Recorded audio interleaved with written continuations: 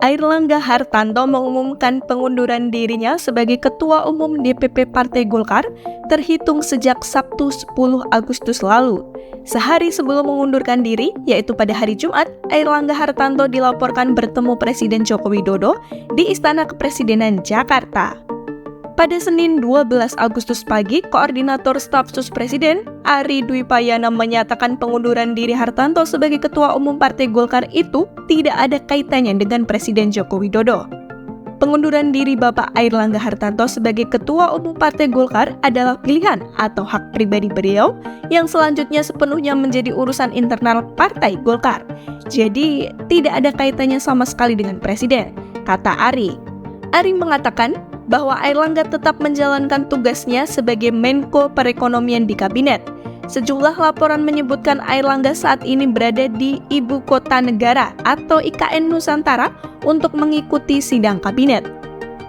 Dalam video resmi yang disiarkan Partai Golkar di Jakarta pada hari Minggu, Airlangga menjelaskan alasan dia mundur karena ingin menjaga keutuhan Partai Golkar dan memastikan stabilitas selama transisi pemerintahan dari Presiden Joko Widodo ke Presiden terpilih, yaitu Prabowo Subianto. Dengan mengucap Bismillahirrohmanirrohim serta atas petunjuk Tuhan Yang Maha Esa, maka dengan ini saya menyatakan pengunduran diri sebagai Ketua Umum DPP Partai Golkar. Maka dengan mengucapkan Bismillahirrohmanirrohim serta atas petunjuk Tuhan Yang Maha Besar, maka dengan ini saya menyatakan pengunduran diri sebagai Ketua Umum DPP Partai Golkar.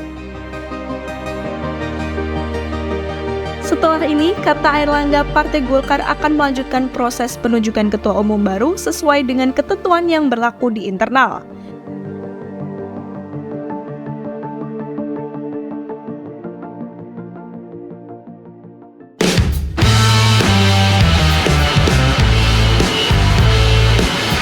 Airlangga Hartarto adalah seorang politisi dan juga pengusaha Indonesia yang saat ini menjabat sebagai Menteri Koordinator Bidang Perekonomian Indonesia.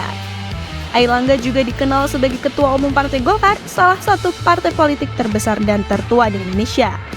Dia melanjutkan pendidikan ke luar negeri dan meraih gelar Master of Business Administration dari Monash University Australia. Ia juga memperoleh gelar Master of Management Technology dari University of Melbourne, Australia. Pendidikan di bidang teknik dan manajemen ini memberikan Airlangga dasar yang kuat untuk berkarir di bidang industri dan bisnis.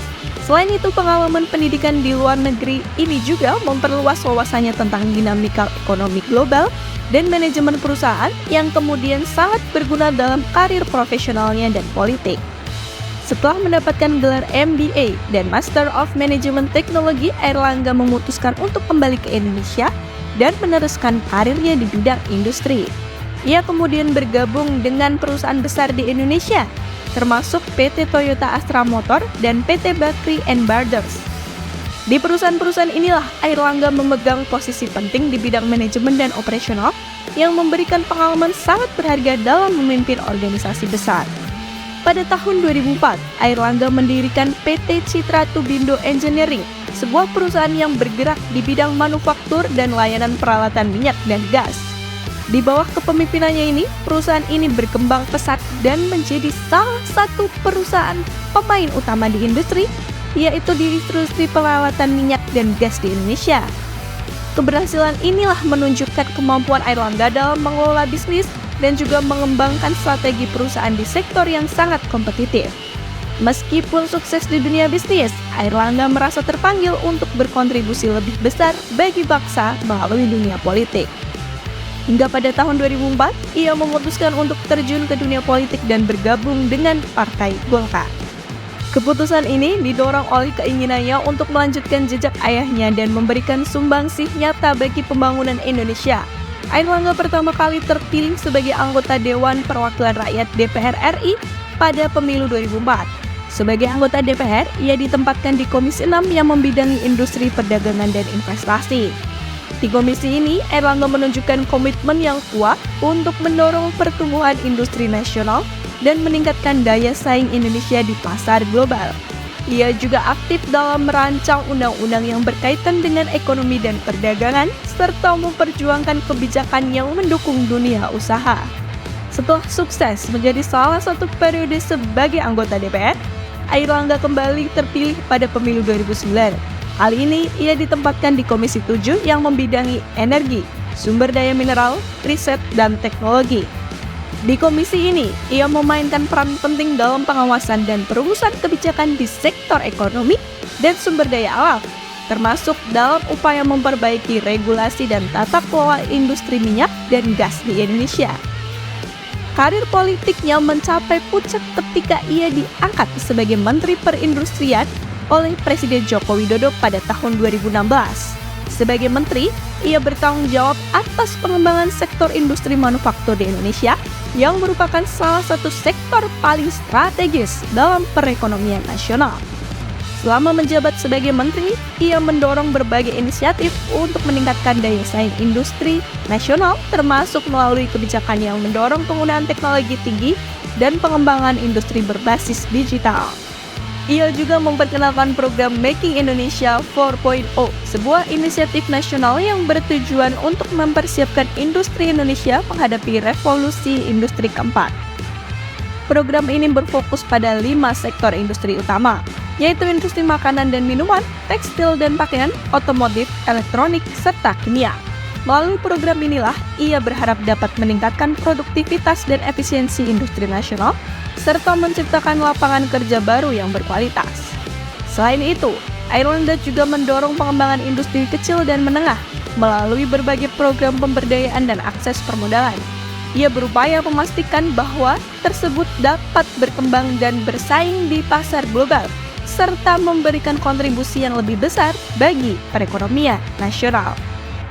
Pada Desember 2017, Airlangga terpilih sebagai Ketua Umum Partai Golkar, yaitu menggantikan Setia Novanto yang tersandung kasus.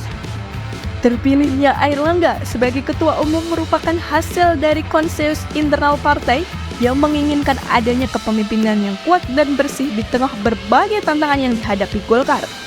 Sebagai Ketua Umum, ia menghadapi tugas berat untuk memulihkan citra partai dan mengembalikan kepercayaan publik.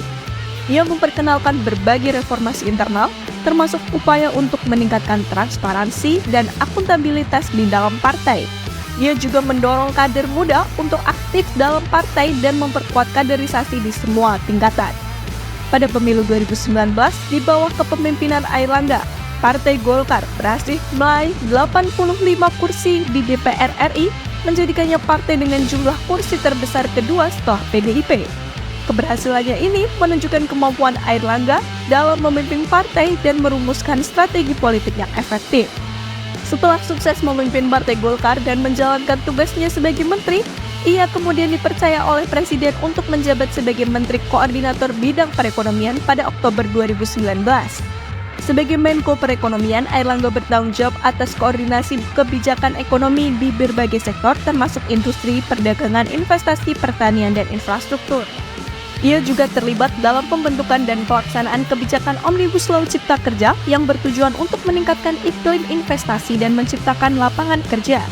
Meskipun kebijakan ini menuai pro dan kontra, ia meyakini bahwa Omnibus Law Cipta Kerja merupakan langkah penting untuk memperbaiki regulasi dan mempermudah investasi di Indonesia.